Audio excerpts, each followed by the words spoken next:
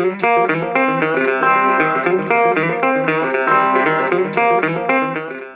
you're the one running the show, just so you know. But can they see you right now? They can see me and you. Oh, cool. Yeah, Should we start welcoming everybody? I think you should. All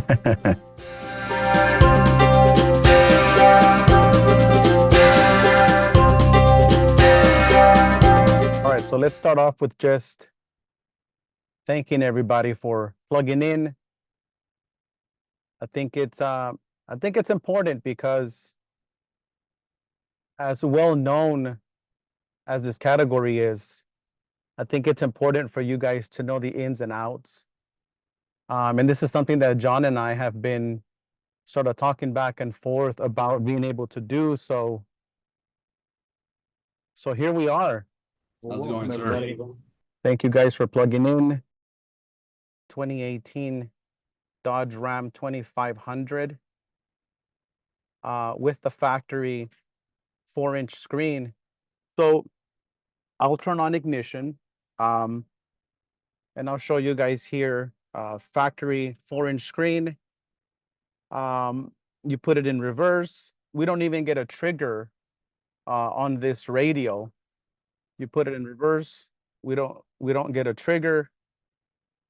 And so what's going to happen is just so you guys know, what's going to happen is once you put our radio in here, chances are our CAN bus module is going to pick up the reverse gear and it's going to trigger the radio into backup camera mode, even though there is no factory backup camera in here. So at that point, you're going to have two choices. One, leave it the way it is and it'll say no signal. Or two, ask them if they want to add an aftermarket backup camera since this particular truck doesn't have one.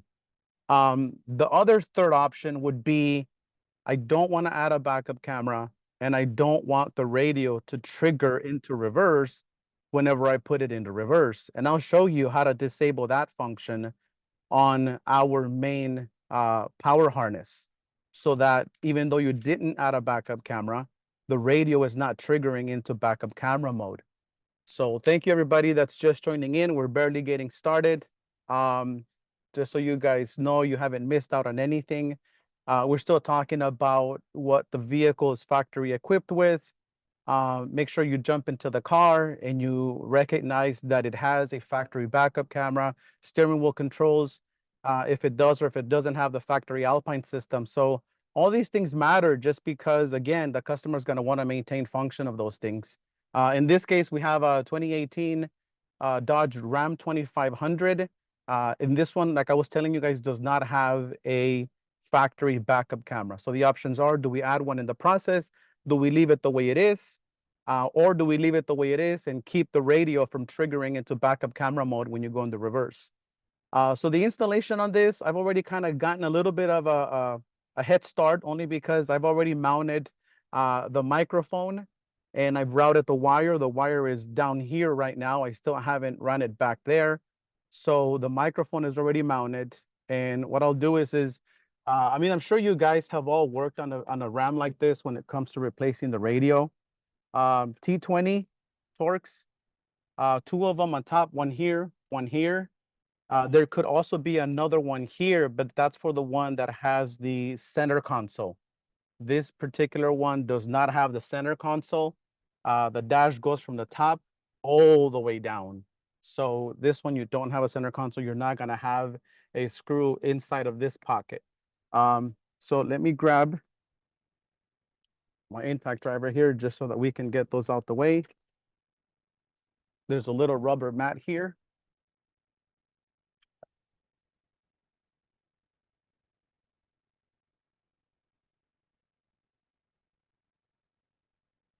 So once we have those out the way, it should be as easy as just popping this trim panel out.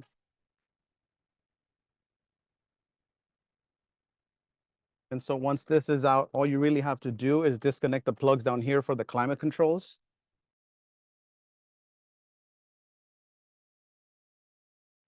And then there's two more plugs down here that are for the switches.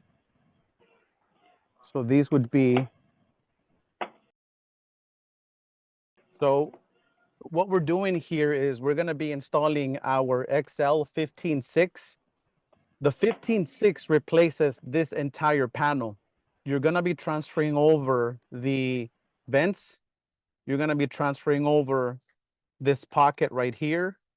You're going to transfer over the 2-wheel drive, 4-wheel drive switch, and the switches down here. So all those parts are going to get transferred over to the new LinksWell 15.6 panel.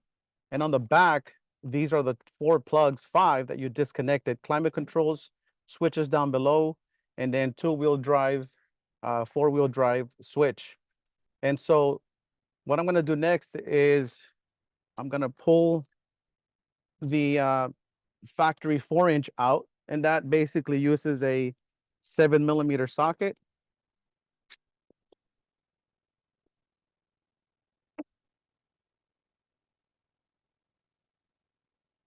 Right behind the 4-inch, you're going to have 3 antennas: factory satellite radio antenna, main power plug, USB, and the last one is the AM/FM antenna plug.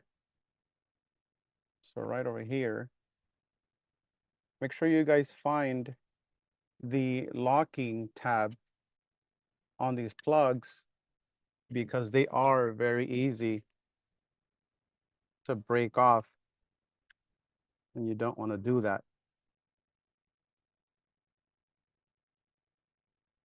So here they are: GPS, AM/FM, factory USB charging ports, and the main power speaker plug. And that's all there is, guys. I mean, taking these radios out nowadays, you know, it's fairly simple. It's fairly quick. And out of the plugs down here, 2 of them are going to be for your climate controls, and the other 3 will be for your switches and your 2-wheel drive, 4-wheel drive. What I'm going to do next is let me take this panel over to the bench, and I'll show you. You're basically just removing the screws. But before I do that, you guys do know that for this particular model, there's a 10-inch, there's a 12-inch, and there's a 15.6 option available for this radio. Both 10-inch and 12-inch models are going to replace this part right here. So that's all you're doing. You're pulling out this part of the panel, and everything else stays intact. That's for the 10-inch and for the 12-inch. And to remove those, you're simply just taking out the screws that are holding that entire panel in place. So that's all you're doing for the 10-inch and the 12-inch. The 15.6, because of its size, the entire panel gets replaced, and we're transferring over vents, switches, and pockets. So that's what we're doing with that. So let me take it over on the bench, and I'll show you guys what I mean. So inside of the kit, you guys are gonna get 2 sets of side brackets. One of them is for the model that doesn't have the armrest. I've already put them on the new radio. The other set is for the one that does not have the one that does have the armrest. And you know, we provide this here for you guys. There's an illustration. So you're getting the side brackets and the pocket for the model that has the armrest. The model that doesn't have the armrest, you're getting the 2 side brackets. And all you're really doing is I'll show you. So you're just taking these side brackets, and you are going to be mounting them onto the radio. So I already have the ones for the model that doesn't have the armrest on this one. So all you would be getting is just to say, for example, like this. And so there's a subframe that goes under these. So you're literally just putting these underneath, just so that you could get and match all the trim panels with the armrest on the bottom here. So I already have these mounted on the radio, just so you could see it right over here.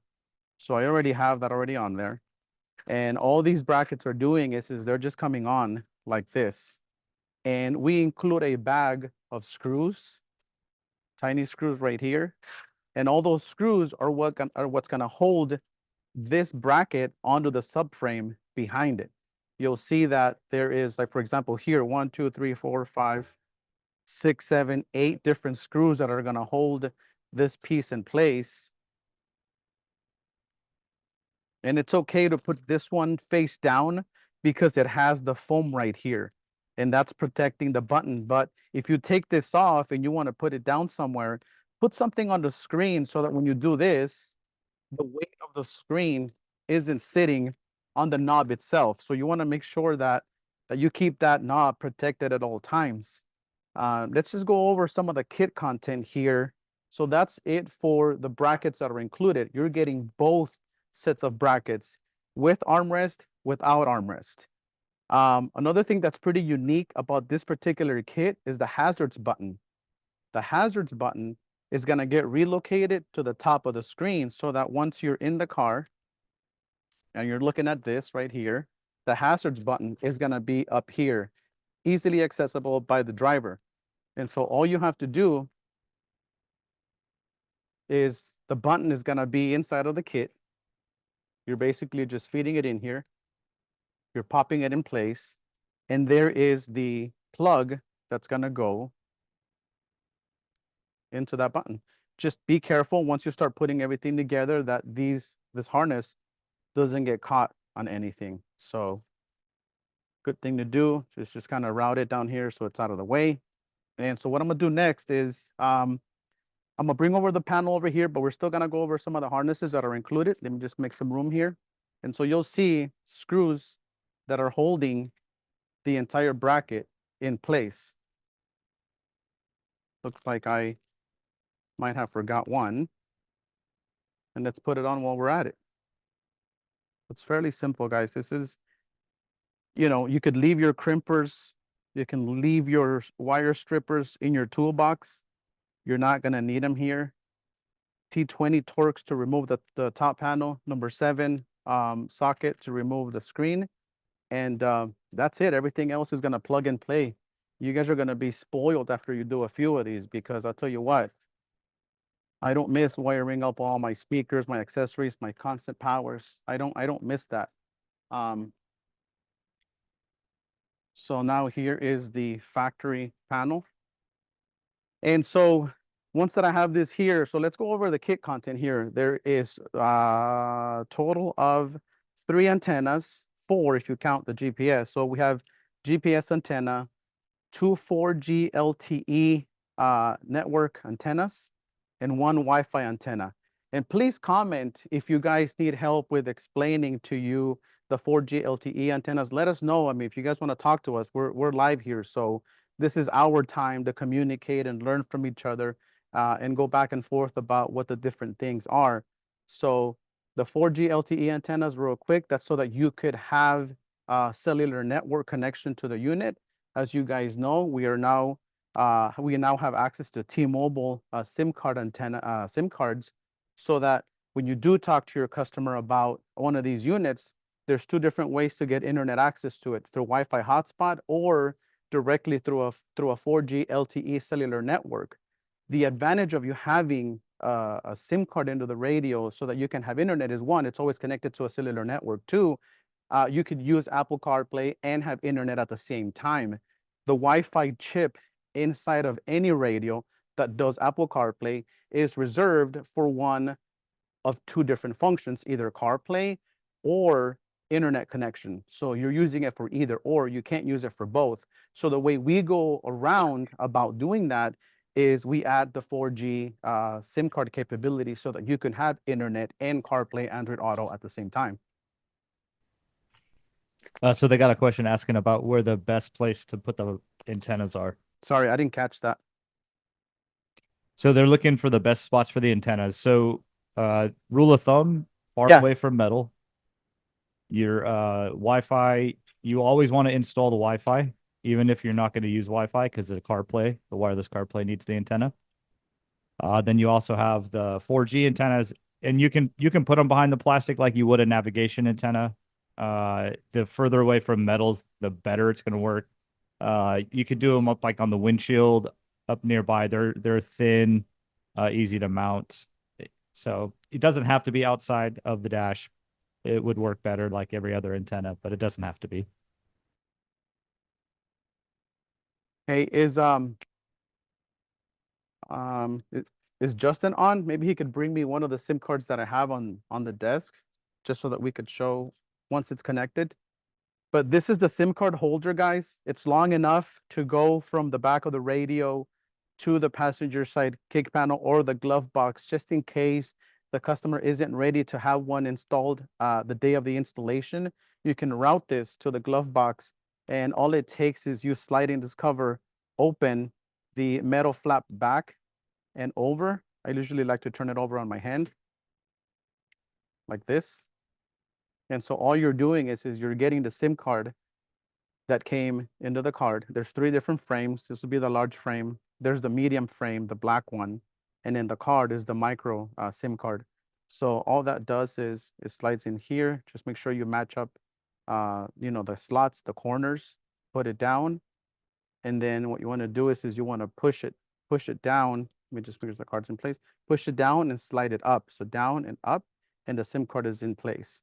And then just close it up, and that's it as far as installing the SIM card goes.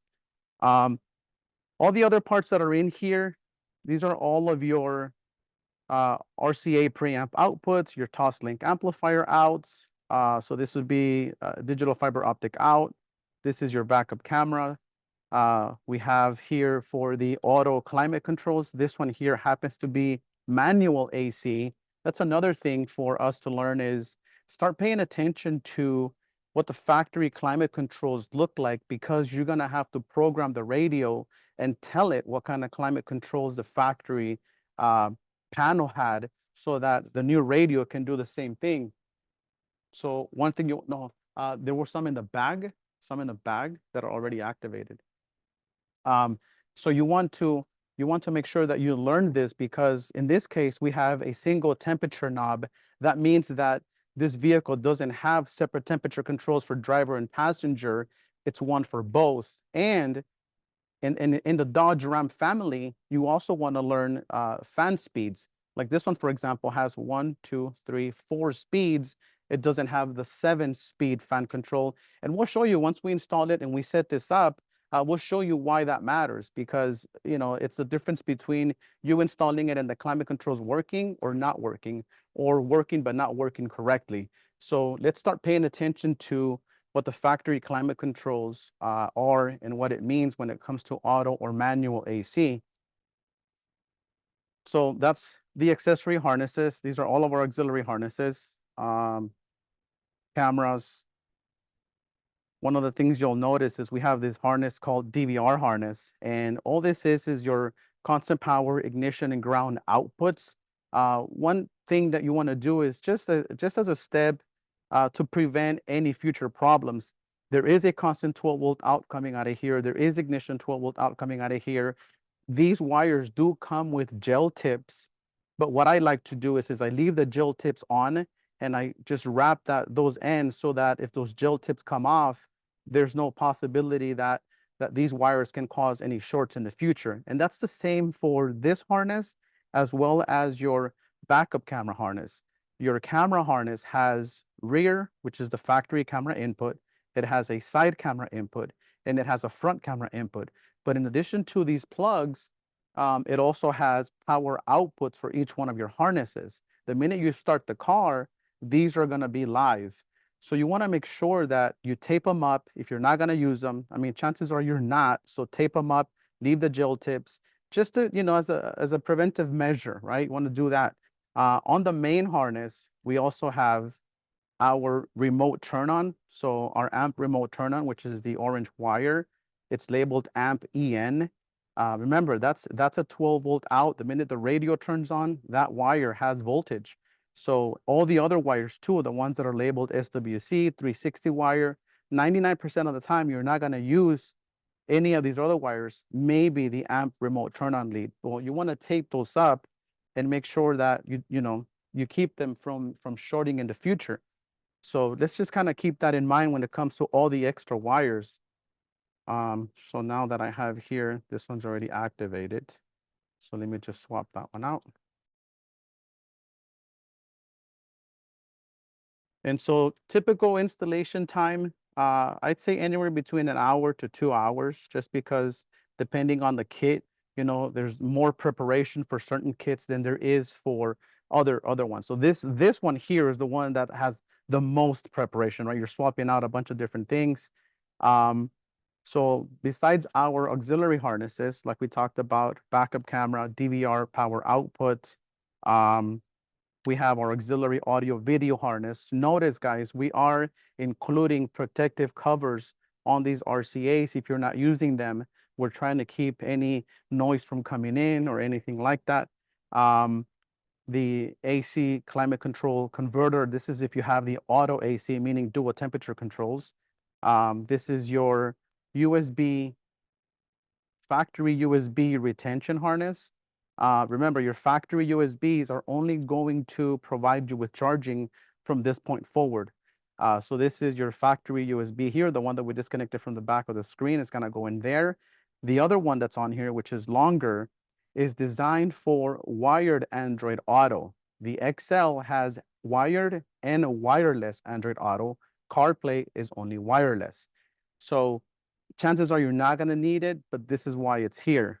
We also have a, where's my white USB, which is this one. This is just if you wanna plug in thumb drive, USB, video, movies. This is why you wanna use this one for. I mean, you can handle up to a terabyte through here, but make sure it's solid state, because if that disk starts to spin, man, it's gonna take forever. Preamp RCA outputs. This is your front, rear, and sub out. Microphone plug right over here. You wanna use this one. Toslink fiber optic out. CAN box module, which is ready to go. And all you have to do is just plug that one in here, like that. We talked about disabling the reverse trigger so that in this case, since this vehicle doesn't have a factory backup camera, we can sell the customer a backup camera. Or if they don't want a backup camera, but they also don't want the radio triggering in the backup camera mode, two different ways. There's a brown wire on one of the corners. It has a heat shrink on it. That brown wire comes from the CAN bus module. It's the one that's right next to the red wire. I would still recommend that you do a continuity test just to make sure you're getting the right one. And you can disable that by simply cutting that brown wire out so that the new radio doesn't trigger in the backup camera mode, because this truck doesn't happen to have one. So that's the main harness. Remember, amp remote turn on is here. You're gonna have two choices. This is your speaker output out of the radio. Two choices going into the car: factory amplified or non-factory amplified. That's all you're doing with the main harness. So we're gonna go into high audio, not low audio. The harnesses are labeled high audio or low audio. Factory amplified, non-factory amplified. And then two other harnesses, six other RCAs. Two auxiliary audio in to keep your factory aux in. The two audio outputs from here will plug into our auxiliary audio input, just in case you want to keep factory aux input functional or the factory CD player audio functional. And then you have two backup camera outputs from the car, factory tailgate camera or the cargo camera. If you have a RAM that has both of those cameras, we can only support one at a time. So you picked the tailgate camera or the cargo camera. If you want to use both, you're gonna have to get yourself a 2-in, 1-out switcher box, and they're out there. They're like $29. If you look for them on Amazon, it's like a little box. It's got a harness with two video inputs, one output, and this little switcher button that you can use to toggle between the backup tailgate camera and the cargo camera whenever the vehicle's in reverse. But you're gonna get both outputs out of our harness: cargo camera and tailgate backup camera. And then the chime module, this is just door chimes, any alerts you get out of the vehicle, that's what's gonna go in here. And then the other one is your AM/FM antenna. So that's all there is as far as the kit content goes. If we have any questions, I'm gonna start swapping this stuff out. So John, if you wanna start answering some questions, or if people want to comment anything, we'll be more than happy to do that. But in the meantime, let me start swapping these parts out for you guys. One of the things that I'm excited about, and I'll share this with you guys, is look, nothing wrong with third-party YouTube content creators, right? Nothing wrong with that. But what I'm excited about is us being able to do this, because any questions you might have, we're able to answer them for you here on the spot. If you look at a lot of these videos that these third-party content creators are making, you look at the comment section, every single question that has been asked doesn't get answered. And so that's kind of why we decided, we should probably start doing this ourselves, just because, if you have any questions, you're getting it directly from the horse's mouth. And so that was one thing that I was really excited about, only because, if I was in your position and I wanted to learn or know more about, something like this is where I would want to hear about it from, so that we can ask questions and stuff like that. But all live, guys. This is not pre-recorded, real time.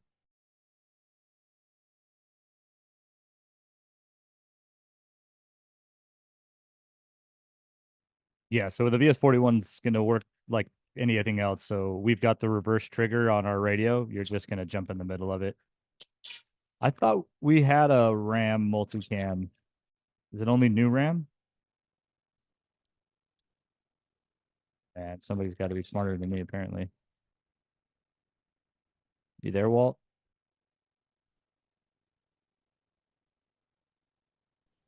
Well, if we have it, Yes, we do have. Can we you hear do, me right? now? Yes, Yeah. we have a multi-cam that works the Ram Jeep, and then we have an additional one for Ford F-150. Yeah, I just want to make sure that the RAM one works old RAM and new RAM. Yep. Yeah. So what that does, if you wanted to do multiple cams, we will plug in and we'll do direct on-screen control. So you literally plug it all in. We'll give you 6 cameras, and then you can say what camera you want to see by touching the touch screen. I want to see this one. I want to see that one. And then all of your triggers we're going to get from the CAN bus. So left turn signal, right turn signal, speed sense for front camera. All of that stuff's going to happen inside of us. So you're not going to have to run any extra wires. You just got to mount the cameras, run the RCAs to the switcher, and then you'll be good to go. So that would be a way better way to go than a VS41. Yeah, the loop comes pre-cut now because ever since we lost the HDMI input, we had to change our video card, which gave us an AHD input. So our input now can have an HD camera input. So we preload the things cut so that you can use the AHD.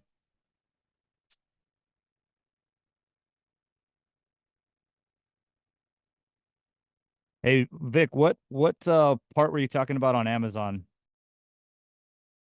So if you just Google, I think it's a company, Wayfeng, like WAYFENG. If you just Google dual camera input switcher, you're gonna see it come up.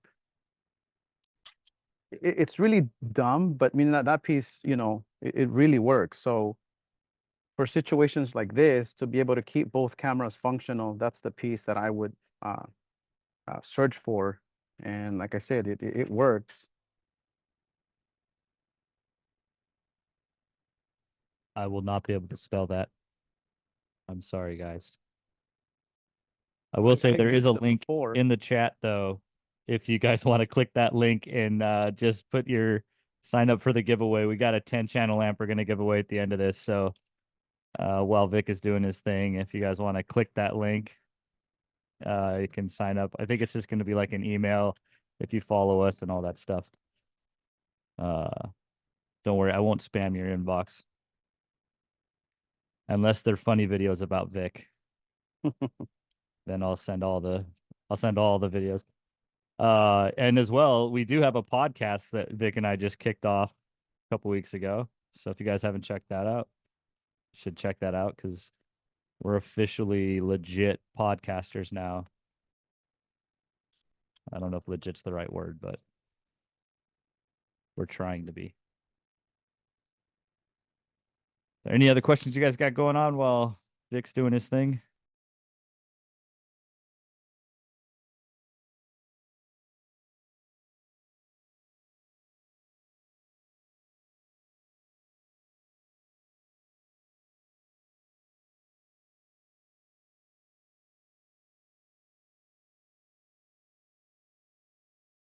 Any update on the 19 Silverado? I believe I heard we will have working system for you guys to see at SEMA. Am I right, Walt?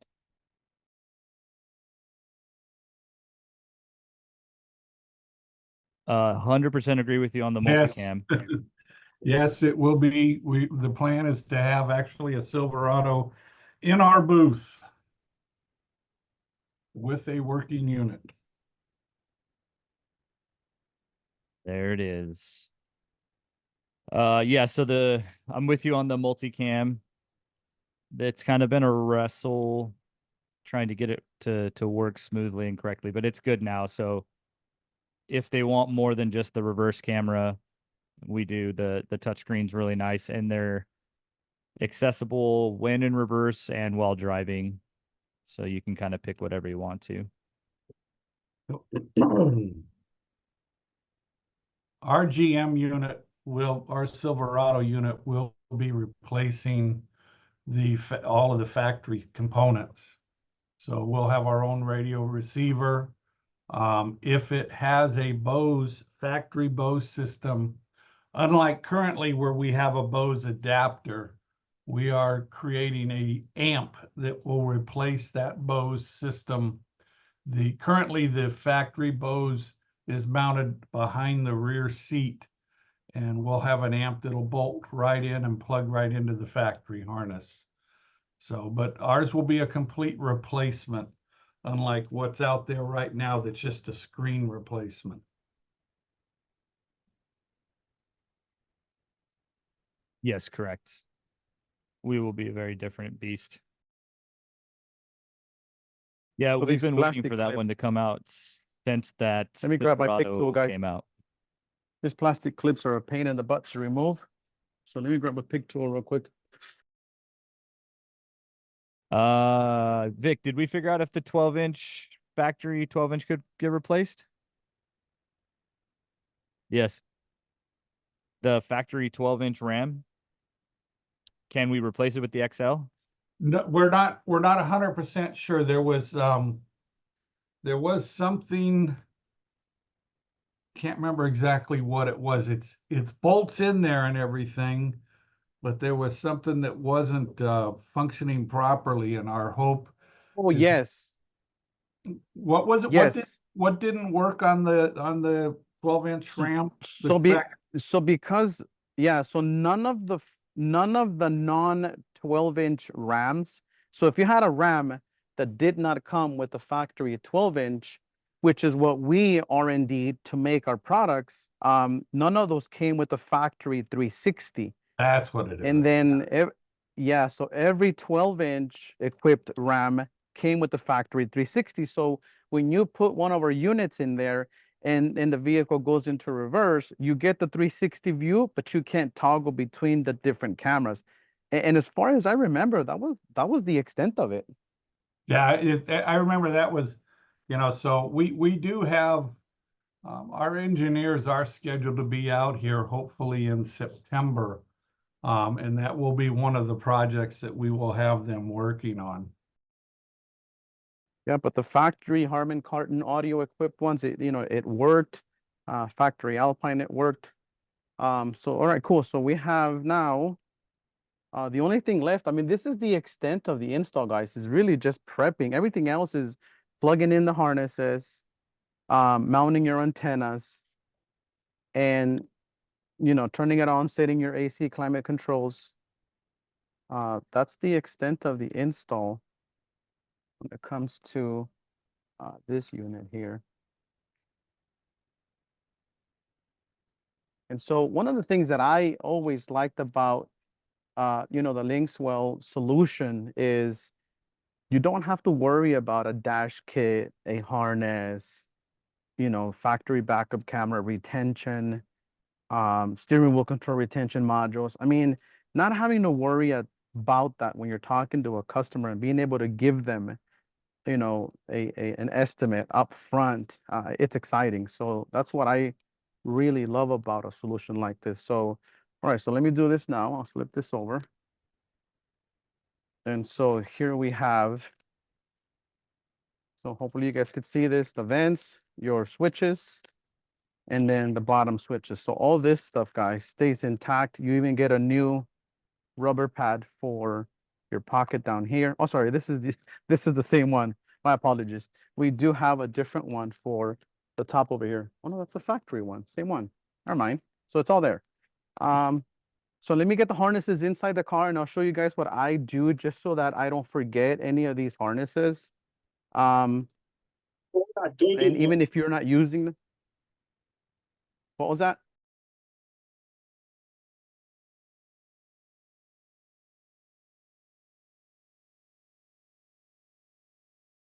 All right, so let me take this stuff inside.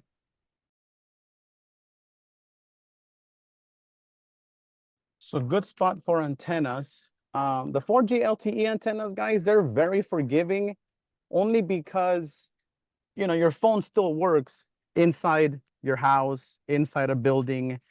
So the 4G LTE antennas, I mean, as long as they're not under a thick metal, a thick sheet of metal, you should be okay. GPS antenna are a little more temperamental. The closer you are to the top of the dash, the better. Obviously, on top of the dash would be the best place for them, but us installers, that takes 15 more minutes, and we don't want to do that. One thing you do want to do, though, here, let me adjust my headphones here. One thing you do want to do is wipe the surface that you're mounting the antennas on. I use hand sanitizer. I have a lot of them left around from COVID days. So I'd like to use hand sanitizer and a wipe just so that I can wipe the surface as far as where I'm going to be mounting my antennas. Back here, there is a metal subframe piece that runs along the backside.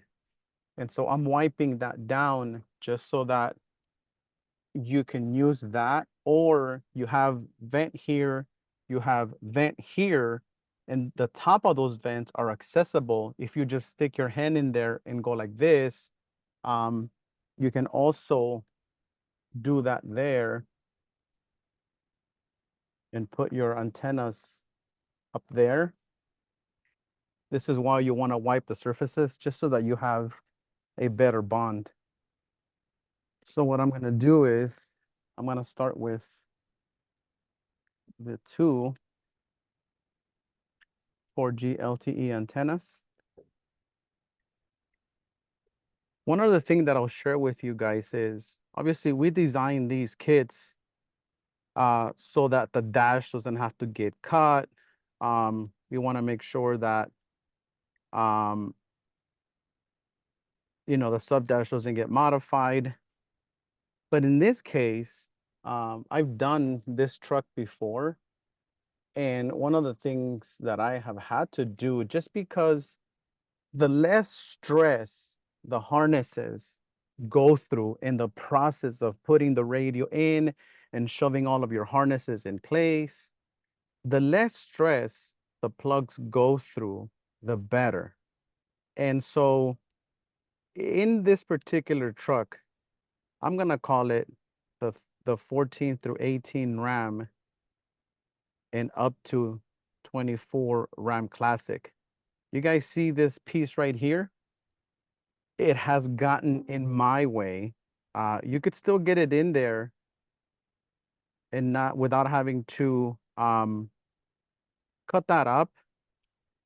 I personally don't mind cutting it. It doesn't interfere with anything. And it doesn't keep you from being able to put all the factory components back in if you had to. So I'll show you what I mean here in a second, because it's this piece right here. What I like to do is this drops down. So I like to cut a V right here, just because my harnesses are gonna rest right there. You know, during the development process, we found that this got in the way and we had to separate our metal cage from the rest of the radio just to be able to make more room. But even with that done, that bottom piece could still get in the way. So I remove it. I just get rid of it. And again, it doesn't affect anything, even if I was putting the factory components back in, it wouldn't affect it. So this is my Wi-Fi antenna. Wi-Fi connection, it's just between you and your phone and the hotspot and CarPlay. So Wi-Fi antenna, I mean, you don't have to get too creative with it. All I usually tell people is just make sure that you wipe the surfaces as far as where you're mounting these things, because it creates a better bond and it won't fall out. So the Wi-Fi antennas are also very forgiving when it comes to mounting them. So the last one of my antennas is my GPS antenna, which is right here. So I go through my antennas first, and then lastly, I'll do all the other plugs. And I'll show you, just because I don't want to forget anything. And then I just kind of bundle everything together. Who else has trouble with these double side stick things coming off? I usually have like a little blade to help me peel them off, but these things always get in the way. So my GPS antennas go on top of it's gonna go on the top part of the air duct over here after wiping that. So it's on top of the air duct right there. And then I'll grab them all like this. I'll make sure that they're all the same length. And this just kind of helps keep things clean, although there's nothing clean behind the dash when it comes to an install like this, with all these harnesses and all these wires going everywhere. I mean, you know, you do your best just to kind of keep things in place, but there is a lot of wiring going on.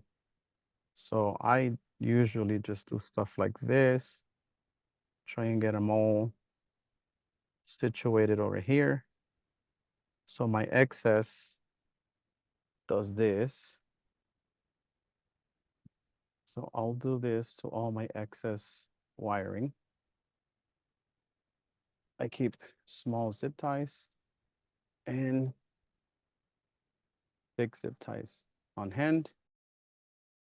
So this just sort of helps keep things in place.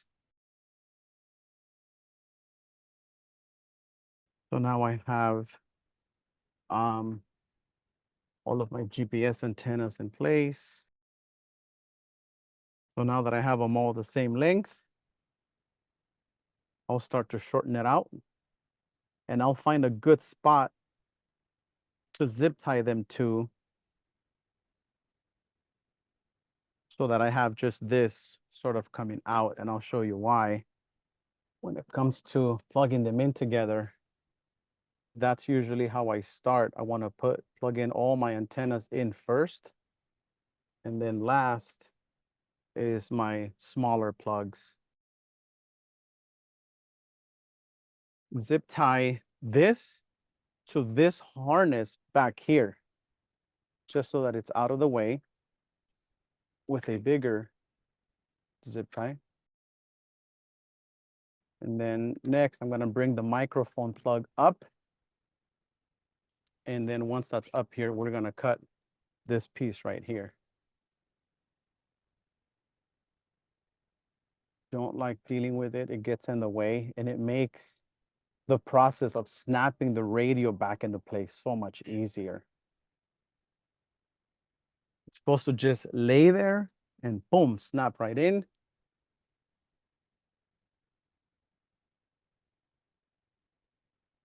Okay. And then what I'll do, I'll add a little bit of tape to these just so that they could stay together. So up until now, I haven't had to use my crimper, my wire strippers, none of that, which is awesome because so now these are my antennas. Let me bring the microphone wire up. What I do is, this is a short one, but I put a long zip tie on the tip and I tape the microphone so I can fish it up and pull it out.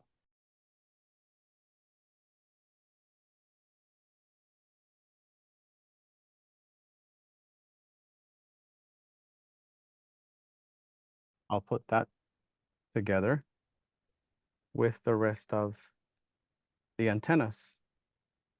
So once this is out, I'll tape this together. Do it here. And then I'll zip tie all the excess with the rest of my antennas, just to kind of help keep it out the way. If you guys are local in California, here in Southern California, we're gonna have we're gonna be attending another trade show, Sand and Sport in Costa Mesa. I don't know the dates off the top of my head. Guys, it's in September, right? Okay, so here's my antennas. And what I'm gonna do next is I'm gonna put this stuff in here just so I could show you the stuff that I'm gonna be cutting. So it's this part right here. Nothing crazy, nothing fancy, but it works really well. A hand sawzall.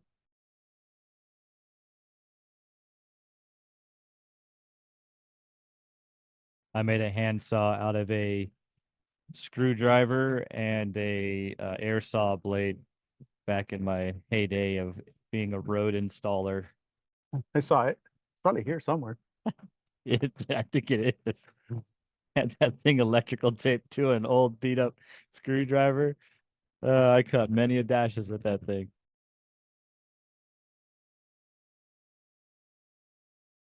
Yeah, where's the sawzall? Trust me, this He likes is to gonna work make your out. life a lot easier. Just cutting that V right there. He likes to show off his muscles as he saws dash panels.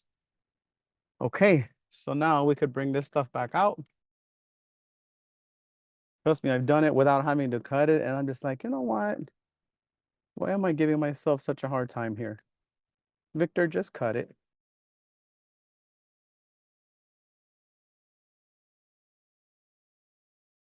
All right, so let's get the plugs in here. So the two USBs could drop directly into the glove box.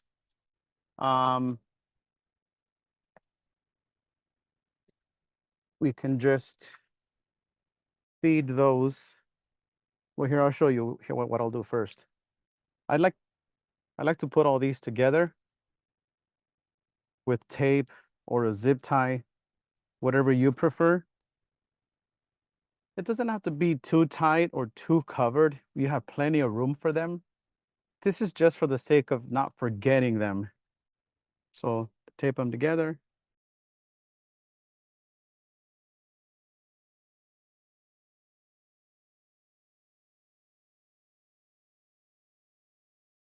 Vic, you are showing a I've been working on a car in a hot day glisten. Hey, hopefully, you know, everyone can appreciate us going through this, because I'll tell you what, man, It's warm out here. look. It's okay though. You know, being in the office, you need these days sometimes, right? So we've got our USBs in there. We've got all of our plugs here. So if this car was factory equipped with a backup camera, that is where I would take the backup camera wire, hook it up to my factory cam input right here. So that's where that would go. But in this case, there is no backup camera. We didn't talk about adding a backup camera. Otherwise, the smart thing to do would be to just pre-wire an RCA, from here down and leave it there ready so that when the customer comes to pick up the car, hey, we talked about a backup camera. I'm sure he's going to decide to do it later. Guess what? By then, you don't have to pull the radio out. You're already pre-wired for a backup camera in this truck. So that's what I would normally do. I would leave an RCA down there, just pre-wired. But other than that, let's do this. Where is our chime module? So same thing. We will clean it. Okay. And I will mount it right back here up against this plastic. Wipe the surface.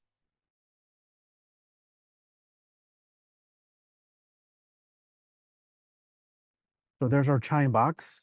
And then we'll go with our main harness.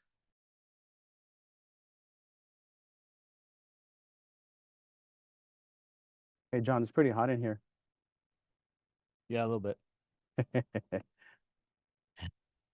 Every time the wind kind of whips over here, I get like a small breeze across my toes. Well, we closed our gate just to make it quieter in here for you guys.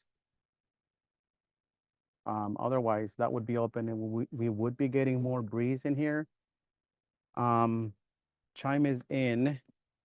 AM, FM antenna is right here. And my adapter, which is also included in the box, Oh, I see. is right here.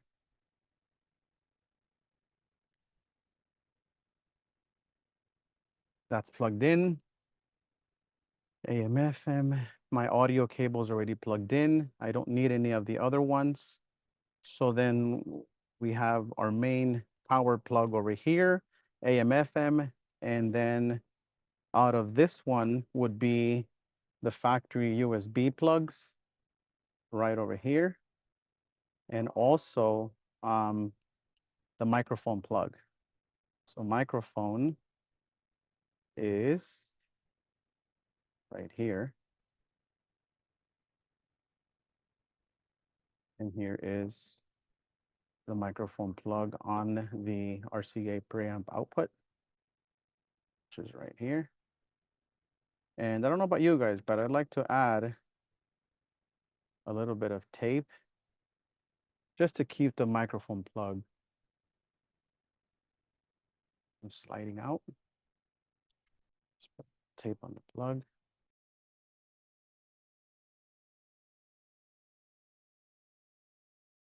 And so we're ready to put the radio in, I think. John, am I forgetting anything else? To be honest, I've been playing Candy Crush, so I haven't been paying any attention here. So I'm just kidding. I've been responding to texts or messages. So Okay. So we have our AC plugs and everything else down there. Oh, yeah, I think we're ready. Let's bring the radio in. Introduce the radio to its new house.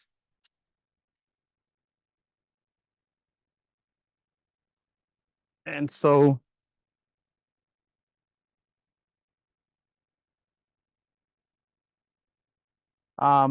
what I do is I'll let the radio rest like this on my arm. And then just so you guys get an idea here, I know the view isn't all that great from that perspective, but this is why I put all my plugs together, because I'll take these plugs and I'll plug them into here, right? But I'll start with my antennas, because if you plug in these plugs and then you try and access the antenna plugs, you're going to have a hard time. So that's what I like to do. But in this case, since we have all these plugs down here, I'm going to start with climate and the switches down here. So let me do this. Get these out the way for now. And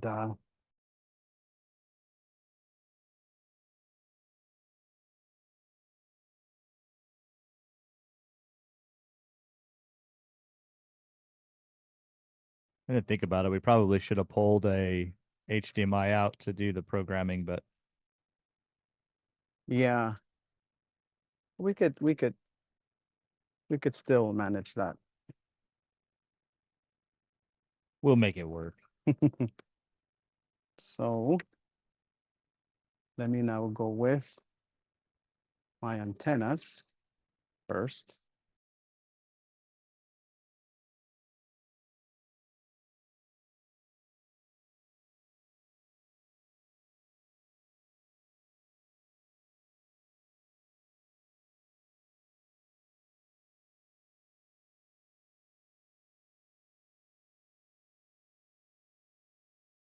We should put in some hold music.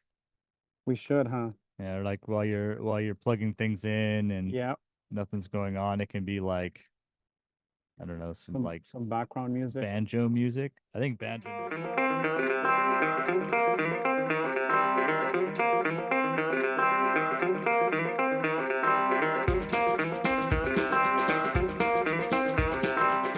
So I have everything plugged in except for this climate plug, the chime harness has, so the chime module, there is a small plug on the main harness labeled speaker. So make sure you plug that in before you get the radio in here. Don't do like me and do it now, but okay. So here's this, and now I've got my AM FM antenna to plug in. And again, guys, I mean, most of the preparation is done outside of the car with the harnesses, the microphone. This is the satisfying part. Like, this is the rewarding part of just plugging this thing in, putting it in place, and turning the ignition on. See, so all these harnesses are now gonna rest in that V that I cut out. And come in at an angle here. Make sure, since I have the SIM card, what the heck? Here it is. Sorry, guys, the SIM card holder went under the seat. There it is. It was under the seat. Put that in here. So now that this is in place, you should have no, like the dash is not gonna give you any trouble. It's supposed to just like lay in there. Like if you didn't cut that V, oh, you would be in here like, why is this thing not going in? And throughout that whole process, you're stressing, you know, the plugs, the screen, you're manhandling this thing. So, I mean, it's in. The only thing we have to do now is take this off and look at this thing. I mean, it transforms this entire dash into something completely different. Check that out. So now, where's my key? There we go. Ignition on. So right off the bat, the fan is blowing. That doesn't mean it's working. It just means it's plugged in. We need to still figure out, you know, if it's blowing, is it set correctly? We talked about the climate control panels. Let me bring that panel back in here.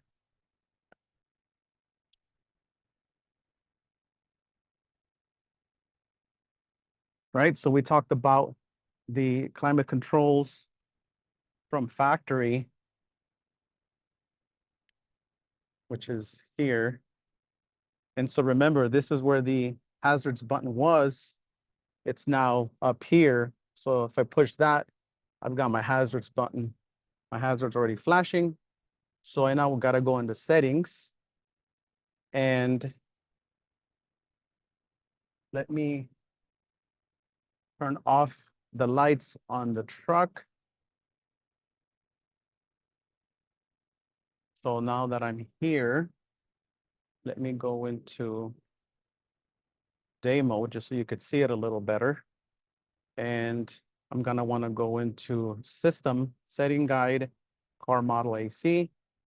And so it's set up for Dodge Ram Mid and others. So surprisingly, it's already set up correctly.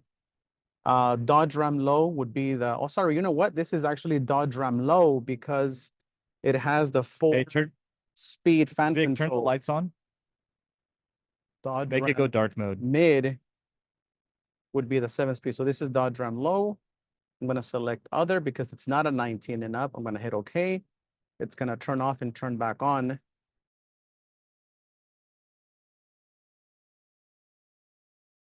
John, what if I grab the phone from over there since it's not, and bring that over here just so that they could see what I'm seeing? Well, if you do it in night mode, it'll be fine. Do it in night mode? Yeah. Yep. Okay. Oh, I see what you're saying because it's so bright coming this way. Yeah, it's washing out. Okay.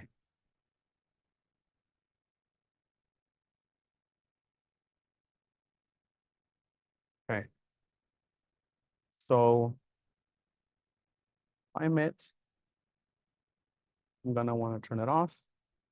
So fan was already blowing, hit the power button to turn it off. So in case you guys didn't know, with the XL having this one knob, the knob is a multifunction purpose. So if I then swipe to the left, I now have my climate controls. So turning it once turns on the fan, 1, 2, 3, 4, which is the 4 speeds that the factory climate controls have.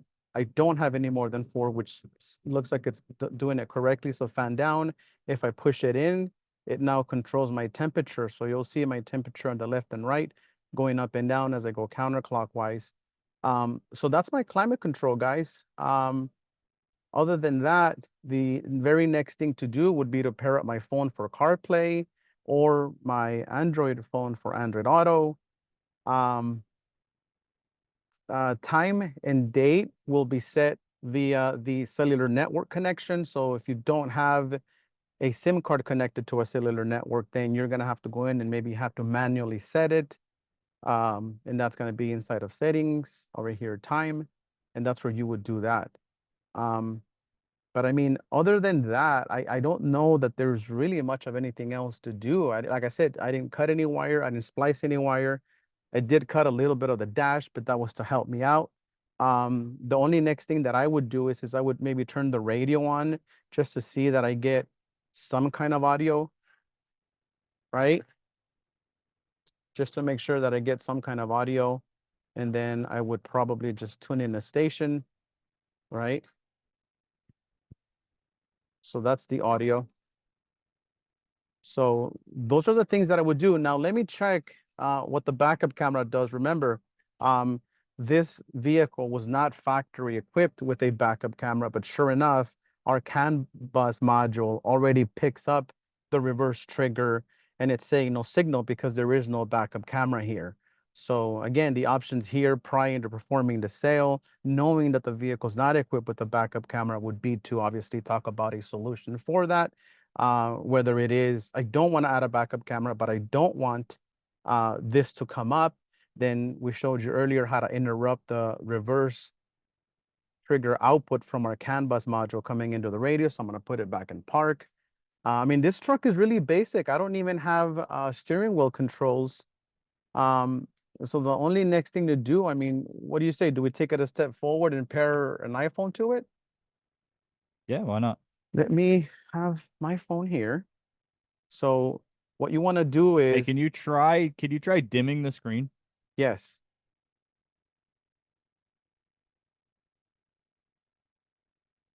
Yeah, that's better. Okay. Yep, cool. Okay, so what you want to do is the CarPlay app on these radios, on the 6 and the XLs, is called Car Auto. It's white with the pink triangle. What you want to do is you want to open that first before you pair your phone up to Bluetooth, because the hexagon down here, you're going to touch it. It's going to open up settings for the app. This is where you're going to tell the app to turn on and automatically connect to your phone every time you get into the truck.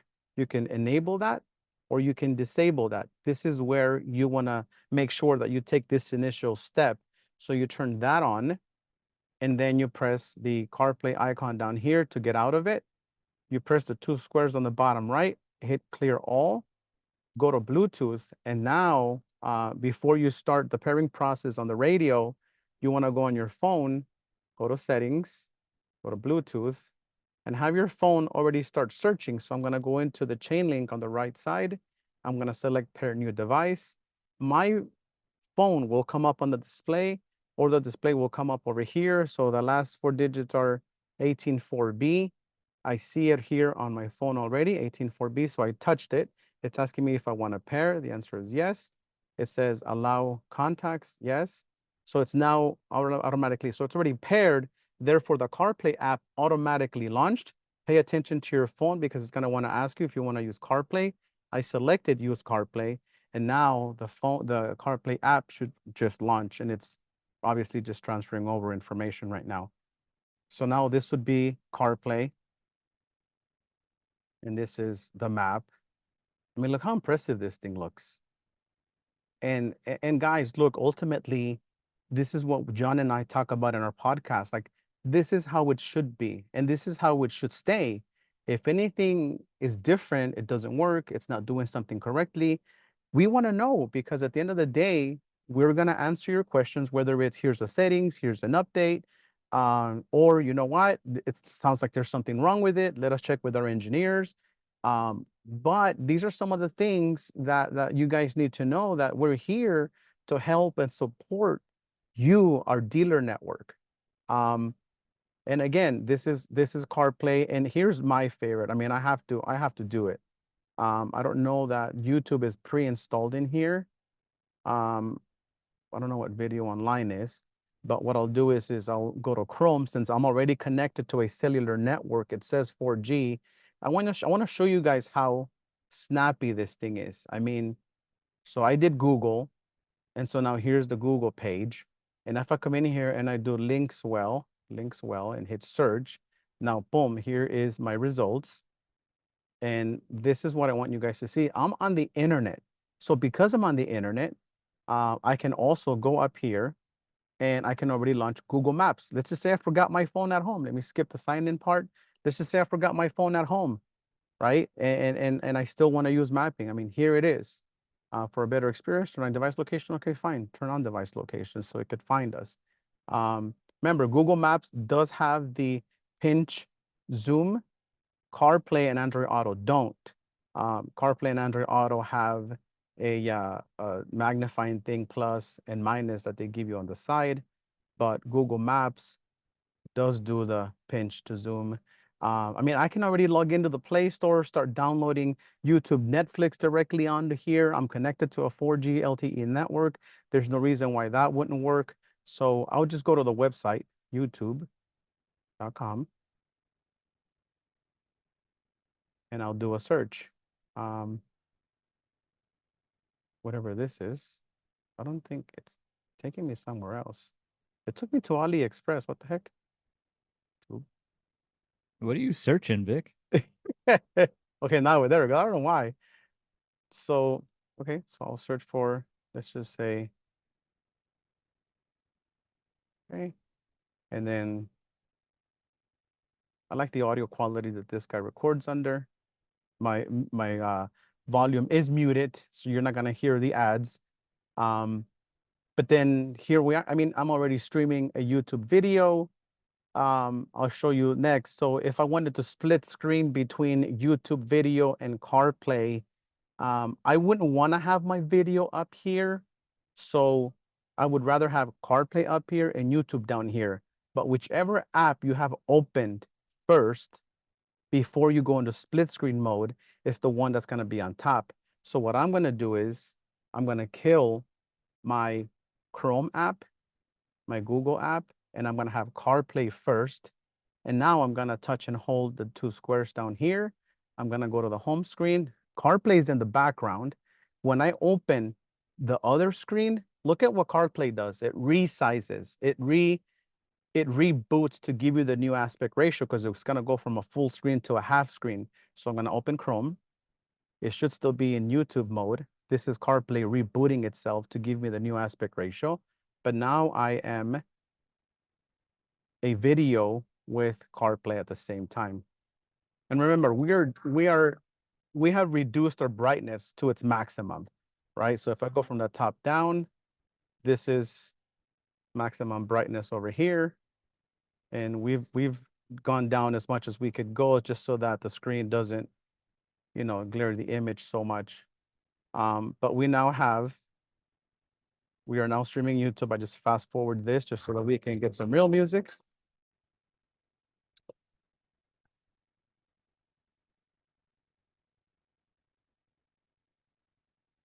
And there's a little white line in the middle. If I touch it and go up, YouTube will take over. If I touch it and go down, CarPlay will take over. But let me dim it down just so that CarPlay doesn't glare the screen. So now what I'll do is I'll grab a white line and I'll bring it down. Look at what CarPlay does. It reboots itself to not give you that stretched image. But that's CarPlay. That's online music videos, Chrome. One of the things we talked about initially was, I remember during the development process, I would go to our climate page, okay? And I would make adjustments to fan speed or temperature and whatnot. And then I would keep driving, and then a good song would come up. I would try and turn the volume up. It was still set to temperature. So I'm like, oh, I gotta go back to volume. Well, we made it so that it automatically times out and it goes back to volume, because 9 out of 10 times, this is gonna be a volume level, volume adjustment. But guess what? The market started to feed back and said, hey, we don't want that climate page to time out. Other people were saying, can that climate page stay on longer? So one of the things that we have the ability to do is, because we control our production, we control our engineering process. We talked to our engineering team, hey, can we make that user selectable? And they said, you know what? No problem. So now you can go into settings, you can go into system, under factory settings, code is 1660, and then you hit OK. Sorry, 1660, you hit OK. Now in here, you swipe all the way down, or you swipe up to get to the bottom of this page. You're gonna see something that says climate timeout. You can choose between 10 seconds, 15 seconds, 20 seconds, 30 seconds, or off. So if you have that off, the climate page is going to no longer time out. It'll stay here until you go swipe right, hit the home button. That's when the climate page will go away.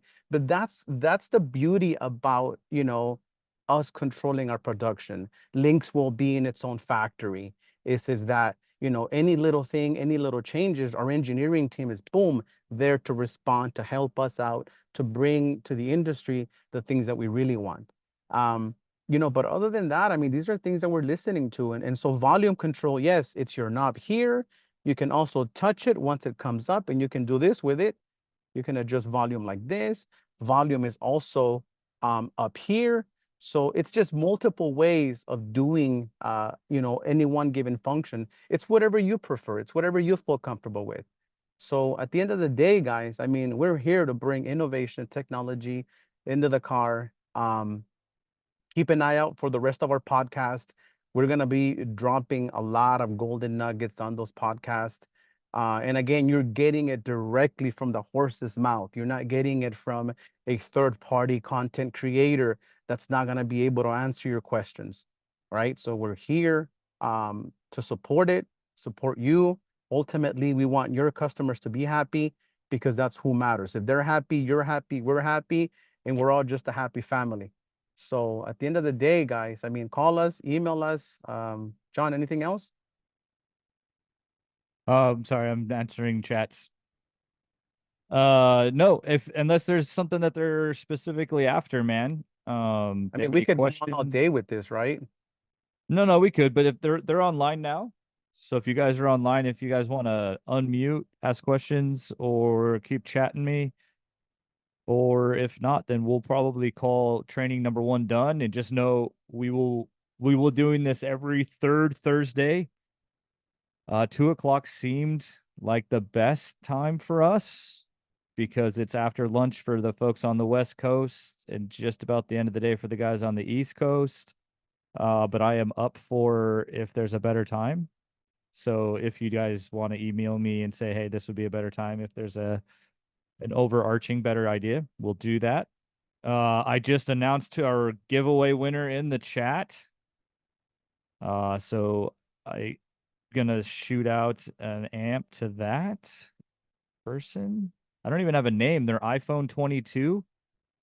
And then their email is cam and then numbers. So we're just gonna roll with it. Car Stereo Masters. Nice. Nice.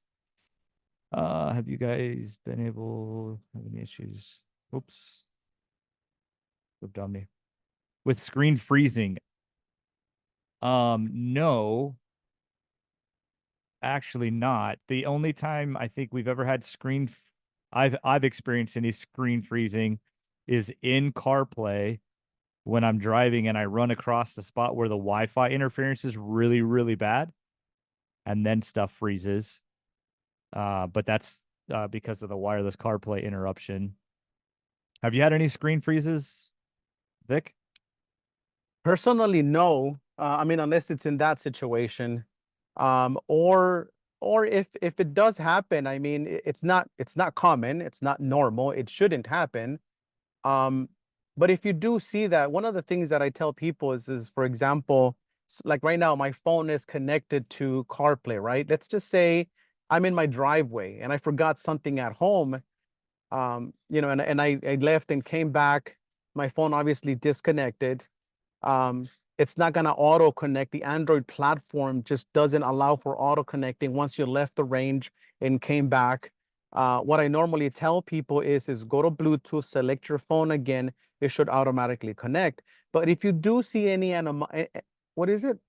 anomalies like that, do go into settings and do a save and reboot. Right below the system, the word system is a save and reboot. It's almost like when my iPhone freezes or my iPhone starts glitching. I mean, a lot of us have had that experience where, you know, even my $1,600 iPhone goes through stuff like that sometimes, where I go, man, what's going on? I just have to turn it off, turn it back on, and it's perfectly fine again. So remember, guys, this is obviously a fast processor. You have 8 gigs of RAM built into this unit. So as far as freezing goes, it shouldn't happen. And the best thing that I would recommend that you do, or if you have a customer that is experiencing that, you know, record a short video, have them grab their phone, record a video, have them go through a couple pages, have them open up a couple programs, and you know, go through different things and show us, like, let's see what it's doing, so that we could you know, see what you're looking at, experience what you're experiencing, so that we could potentially help you figure out what you could do. If it happens too often, then, you know, but personally, I have not came across anything freezing, to be honest with you. And if you ever do touch something and it doesn't respond, it's probably because you're not pressing it correctly, or you're not, you know, like this is home screen radio, right? Let me turn this down. So home screen radio, home screen, internet for Google. See, I touched it and it didn't launch. So Google. So, you know, there it is. It's probably, you know, touching it is not all there. Another cool feature that I will share with you guys is, if for whatever reason the touch isn't responding, you know, maybe you are taking your time and you're like, okay, Chrome, or you press Chrome and you notice that Bluetooth opens up, right? The app right next to it. We have an on-screen calibration process that you could do. Simply find a spot that has no apps, put all 5 fingers on the screen, like really put them on there.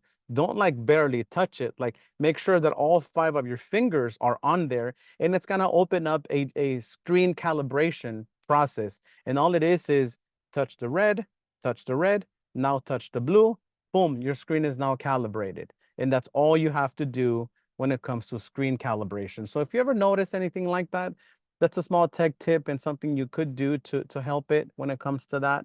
But other than that, I mean, screen freezing really shouldn't be happening. Yeah, so he gave a little bit more, said it was going to black screen. So Do me a favor and email me if you do have that video. Email Vic and I.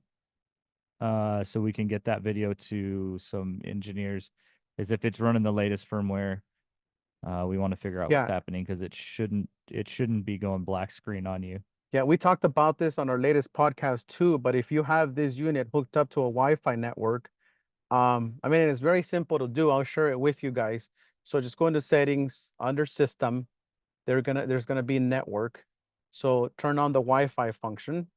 And on there, you're gonna want to find your network, select it, enter your password, and it'll now be connected to a Wi-Fi network.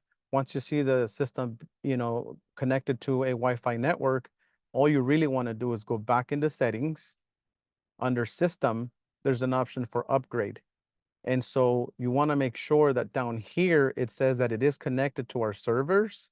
Once you verified that, over here, check for updates. APP and MCU are the two updates you want to check for. So APP, it'll say down here whether it's found a newest version or there is a new version available. And so that's how you're going to go through updating and making sure that you have the latest firmware. Like in this one, for example, it says there's a new version found. Would you like to upgrade? And it'll tell you what APP fixes, right? And it'll give you a list of things that the new update corrects. And all you have to do at that point, hit OK. And then it's going to start to download. APP happens to be in size, it happens to be about 1.5 gigs. So that's the one that's going to take the longest depending on your connection speeds. It'll go from 1% all the way to 100. I'll go back to the home screen and I'll come back to this here in a minute just so that I could see what the status is. That way you guys can continue to ask away if you have questions. We're here. But other than that, the only thing that's left to do here would be to put my 2 screws on top and put the plastic boot on there. And that's the extent of it. Everything else, the buttons are all, factory stuff down here is intact. Hey, someone had their hand raised. I think James. Yeah, that was me. I heard somebody mention about the black screen, about this generation, like the XLs having the black screen. Am I mistaken? So somebody asked about one. So Yeah. I had an issue and I brought it up to my rep, I'd say about Nikes. About 6 months ago, I had an XL in a Ford, and the only, like, his screen would go entirely black. And even if you turned off the truck and turned it back on, his screen was black. His AC would still work with the knob, and he was able to still do other things like that. But the only way you could get the screen to reboot was by leaving the truck to sit for 30 minutes until the CAN bus went to sleep and then turning it back on. And we tried the updates, we tried a bunch of stuff like that, and we finally just got a new swap out. Is there a new firmware that fixes that? So that you should have had a firmware that fixed it. 6 months ago, we should have had that firmware. So there's that possibly could add something within the hardware. Because there was what was happening was it was a voltage flux that wouldn't let the screen power on all the way, like the video card wouldn't turn on all the way. That's why the screen usually looked like it was powered, like it was somewhat lit, but not all the way on. And the latest update had fixed that. So if there's one that was doing it after the latest update, then we may have had something that was a hardware issue. So you swapped it. The other one hasn't had the problem. Yeah, no, we swapped it out, but I know it was just one of those things. So 6 months ago, it sounds like it was probably one of our first production run. yeah, Now, it was. we do our best to practice FIFO here, but sometimes somebody gets and opens the wrong box. So, but typically, I do recall an issue on one of the first runs or something like that. We had like 10 units or something that there was a issue with the screen itself, and we had to swap those out in that. But other than that, it's been pretty good. Yeah. We that's why I say it's weird that you had one recently, but yeah. Well, it's working, so that's good. Glad they got it swapped for you. Yeah. Any other questions?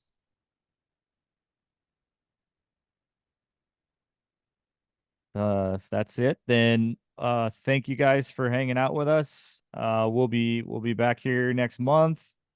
Not sure what we'll look at. We'll do something. Yeah, check out our podcast. If Trying to there's be an cool. install, if there's an install you guys are curious to have done, let us know and we'll see about getting one of those vehicles in.